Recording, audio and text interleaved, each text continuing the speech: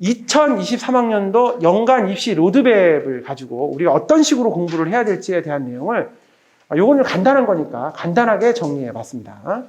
한번 보시죠. 2024학년 연간 입시 로드맵입니다. 2023년도 올해죠, 올해. 이제 올해 학년을 이제 말씀드리는 거예요. 올해 이제 준비하는 2022학년 5월에는 모든 고3들이 수시 지원 전략을 수립하셔야 됩니다. 이게 무슨 뜻이냐면은 내가 어느 학교를 몇 개를 지원할지, 그러니까 예를 들어서 내가 논술이 6장인 건지, 학종이 3장에 논술 3장일 건지, 학종 2장에 논술 4장일 건지, 아니면 교과 전형일 건지, 이제 나눠 놓는 겁니다. 나눠서 그걸 맞춰서 준비를 해주는 겁니다. 지원 전략인 거죠. 그 다음에 만약에 필요한 과목들도 있을 거고, 서류상 고3 때 준비해야 될 서류들이 생각보다 많이 있습니다. 왜냐하면 3학년 2학기 거는 생활기록부에 반영이 안 돼요. 근데 3학년 1학기 때는 선생님이 써줄 수 있는 내용이 굉장히 많습니다. 뭐냐면은 자율활동, 진로활동, 동아리활동을 써줄 수 있고요. 담임 선생님이. 그 다음에 교과, 각 과목마다 교과 세특을 다 써줄 수가 있죠. 그래서 각 과목당 500자씩이지 않습니까? 굉장히 양이 많아요. 그래서 자기가 어떤 대학에 어떤 방식으로 공부할지를 좀 생각해보고, 만약에 아까 제가 말씀드렸는데 보고서가 필요하면 보고서를 만들어서 발표가 필요하면 발표도 해보고, 제출할 거면 제출도 해보고, 그런 식으로 준비를 해보셔야 됩니다. 그래서 5월 달에는 그 전략을 정확하게 세우셔야 됩니다. 나는 학생부 종합전형이 아니야, 논술이야. 그러면 굳이 거기서 그렇게 아니라 논술 준비를 해야 되겠죠.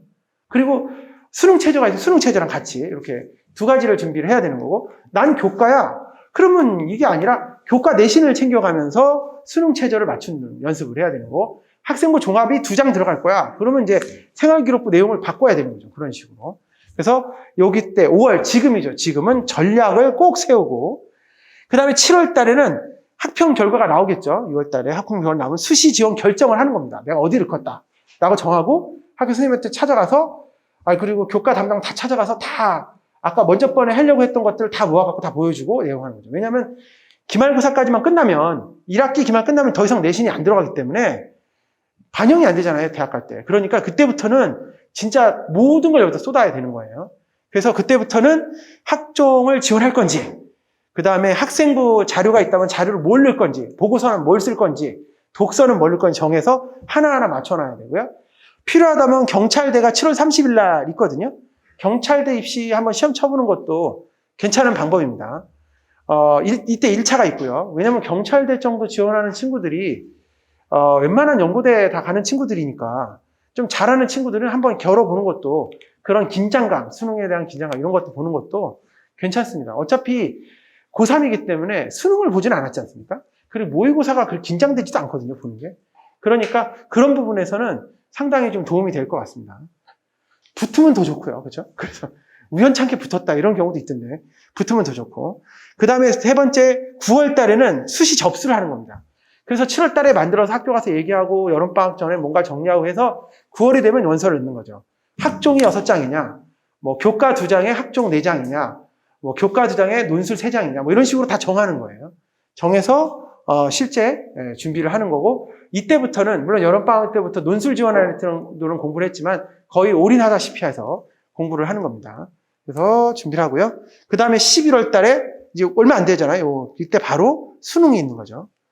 수능 갈 때는 당연히 이제 진짜 면접장에 수능 시험장도 먼저 갔다 오고 준비물도 빠짐없이 준비하고, 그 가장 큰 문제가 애들이 그 핸드폰이나 어떤 전자기기 같은 거, MP3 뭐 이런 종류 같은 것들이 있었잖아요. 지금 MP3는 아니지만 전자기기 같은 거 많이 갖고 와서 발각되면 그냥 부정행위로 인식해서 갖고 들어갔는지 본인도 몰랐던 거야. 예를 들어서 전자시계인데 갖고 들어갔는데 본인도 몰랐던 거지. 이게 막 계산도 되고 이런, 요즘에 그런 스마트워치가 많지 않습니까?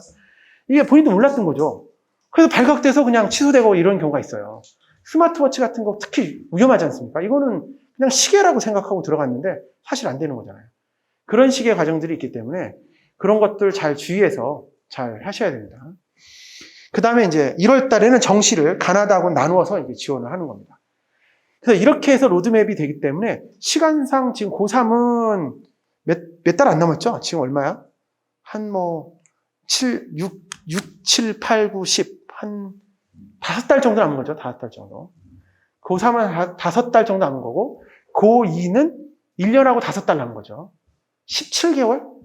18개월? 그 정도 남은 거죠. 그러니까 삼각보다 얼마 안 남은 거예요. 준비하는 데. 수능까지.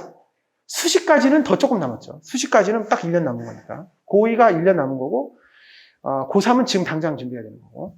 현재 그런 상태이기 때문에 생각보다 이거는 좀 빨리빨리 준비하셔야 됩니다. 어떻게 할 건지 진짜 정확하게 알고 준비하셔야 돼요. 그 다음에 요건 일정은 간단하게 날짜 써져 있는 거니까 학생부 작성 지준이 원서 접수 쭉 이렇게 되어져 있습니다. 한번 읽어보셔요. 이거는. 자, 그러면 이제 등급별 수능 공부하는 방법만 잠깐 소개를 하고 마칠까 합니다. 제 생각엔 그렇습니다. 어차피 수능의 모의고사를 봤더니 내가 1등급이다.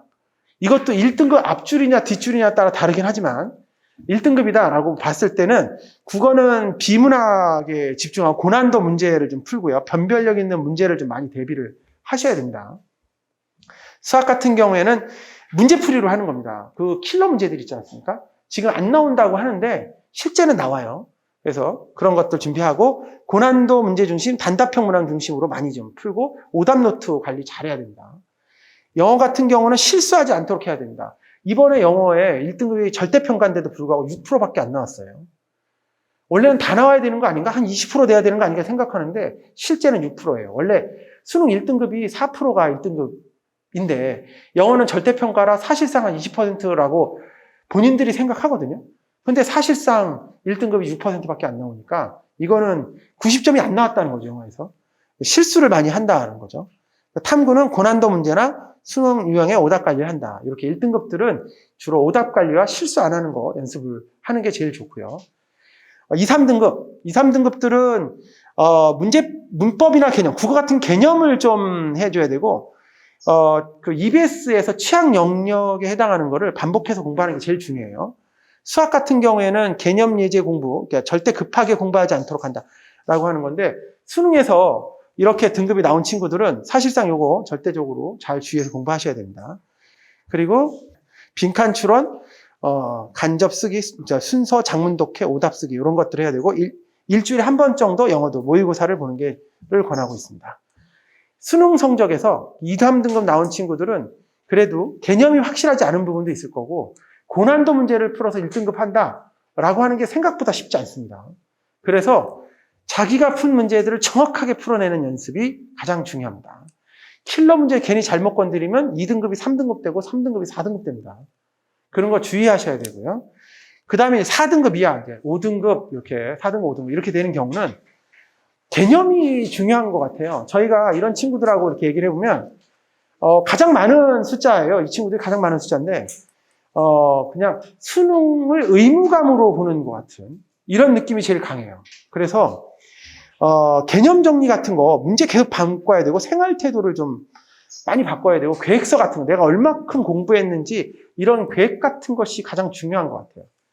그 수학 같은 경우에도 교과서에 있는 유제 기본 문제들 있잖아요. 이런 것도 확실하게 푸는 게 중요합니다. 이게 풀 줄 안다 하고 직접 가서 푸는 거하고 달라요. 풀 줄 안다는 다 풀 수 있죠. 그 내용 설명 들었더니 해설을 봤더니 이해가 가더라. 이게 어떻게 풀 줄 아는 겁니까? 본인이 그걸 자기가 풀어야지. 그러니까 그런 내용들 중심으로 해줘야 사실상 이런 친구들은 점수가 나와요. 아마 막판에 요 정도만 준비해도 아마 4등급이 3등급 되는 거 금방 올라갈 수 있습니다. 진짜로 이런 거는.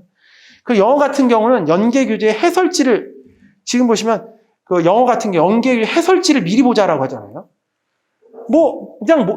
저 1등급이 굉장히 잘하니까 저 친구 하는 거 계속 따라서 하다 보면 본인 못해요. 보고 외워야 되는 거거든요. 제일 중요한 게 외워야 되기 때문에 지금 4등급 이하 친구들은 무조건 반복하고 외우는 겁니다. 어휘는 질보다 양이다. 그러니까 질보다 양이란 거는 별로 외운 단어 양이 없다는 거죠. 그런 것들이 상당히 중요해서 사실상 수능별 준비는 이와 같은 방식으로 하는 게 중요합니다. 근데 제가 이걸 여기 수능이라고 해서 말씀드렸지만 사실 이거 학과 내신하고도 거의 똑같거든요. 방식 차이 큰 차이 없습니다. 내신 준비할 때도 이와 같은 방식으로 준비하는 것이 가장 좋습니다.